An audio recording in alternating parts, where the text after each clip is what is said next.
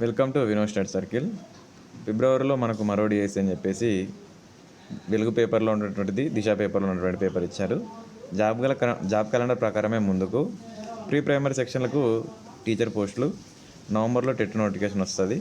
మరో డిఎస్సి వేషన్కు సర్కార్ సన్నద్ధం అవుతుంది. వచ్చే ఏడాది ఫిబ్రవరి నోటిఫికేషన్ ఇచ్చేందుకు దిశాఖ ఏర్పాటు చేస్తుంది. ఇప్పటికే ప్రకటించిన జాబ్ క్యాలెండర్ ప్రకారమే ముందుకు వెళ్లాలని భావిస్తున్నది. రాష్ట్రం 11,622 పోస్టులు భర్తీకి నిర్వహిస్తూ డిఎస్సి 2023 ప్రక్రియ కొనసాగుతుంది. ఇప్పటికే ఆన్లైన్ పరీక్షలు పూర్తి కాక ప్రిలిమినరీని స్కూల్ ఎడ్యుకేషన్ రిలీజ్ చేశారు. త్వరలో ఫైనల్కితో పాటు జేఆర్ఎల్ కూడా రిలీజ్ చేసేందుకు ఏర్పాటు చేస్తున్నారు. విద్యార్థి చట్టం ప్రకారం 1:30 రేషియో ప్రకారం స్టూడెంట్ ఉండాలని చెప్పేసి అంటున్నారు. రాష్ట్రంలో మాత్రం 1:16 రేషియో ఉంది.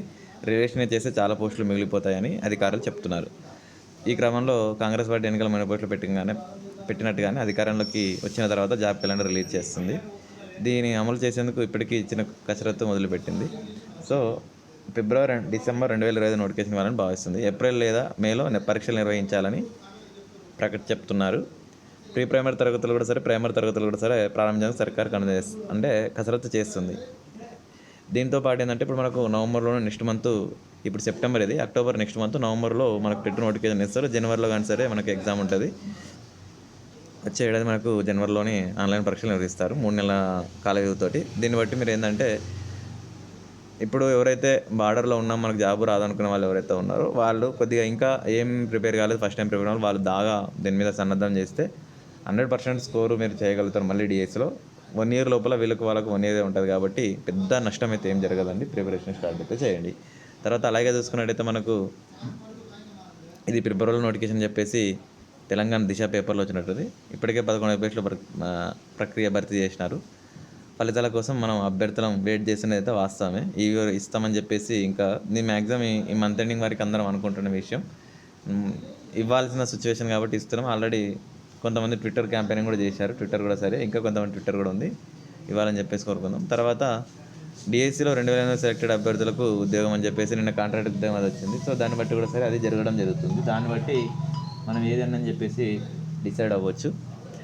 ఇది వీళ్ళకు 2008లో ఉన్నటువంటిది ఏంటంటే ఇది అప్పుడు 70-30 రేషియో బీఈడి వాళ్ళకు 70%, 30% డీఈడి వాళ్ళకి అని చెప్పేసి 70%లో ఫస్ట్ సెలెక్ట్ అయ్యి ఉన్న వాళ్ళకు ఎవరైతే ఇవ్వలేదో వాళ్ళ కోసం అని చెప్పేసి వాళ్ళు ఉద్యమిస్తున్నది. వాళ్ళకు ఈరోజు ఇవ్వడం జరిగింది. 1300 వరకు ఉంటారని అంచనా వేస్తున్నారు. సో 2008 డిఎస్సి వాళ్ళకు కంగ్రాచులేషన్స్. ఆల్మోస్ట్ అంటే వాళ్ళకు ఇక్కడ 16 సంవత్సరాల తర్వాత ఇప్పుడు వచ్చినట్టు వాళ్ళకి ఇంకో 10 ఏళ్ళు సర్వీస్ ఉంటుంది. So thank you so much for everyone. మన వీడియో వచ్చినట్టు లైక్ చేసి, షేర్ చేసి, సబ్స్క్రైబ్ చేసుకోండి. మనం మినిట్ అప్డేట్ ఇస్తూ ఉంటాం. దీని కింద డిస్క్రిప్షన్లో టెలిగ్రామ్ లింక్ కూడా పెడుతున్నాను. కేజీవీ స్కూల్స్ కూడా సరే ఒక 2 జిల్లాలో 3 జిల్లాలు ఉన్నాయి. అవి కూడా రాగానే నేను దాంట్లో పోస్ట్ చేస్తాను. ఇంకొకటి రిమైనింగ్ ఏంటంటే కేజీ మోడల్ స్కూల్స్లో కూడా సరే వాళ్ళ డిస్టిక్లో ఉన్నటువంటిది డిఏ ఆఫీసులలో మెన్షన్ చేస్తున్నారు. డిఏఎఫ్స్లో పోయి మీరు అడగండి. సైట్లో పెట్టట్లేదు, డిఏఎఫ్స్లో ఉన్నటువంటి ఆఫీసులోనే అడుగుతున్నారు. ఏ డిస్టిక్ సంబంధించిన డిస్టిక్లో మీరు అక్కడ పోయి అడిగితే మీకు తెలిసిపోతుంది. ఇంకా దీనికి ఏదైనా సమాచారం ఉన్నటువంటిది డిఎస్ సమాచారం కూడా నేను త్వరగానే ఇంకా తెలుసుకునే ప్రయత్నం చేసి అప్డేట్ ఇస్తాను. Thank you so much for everyone.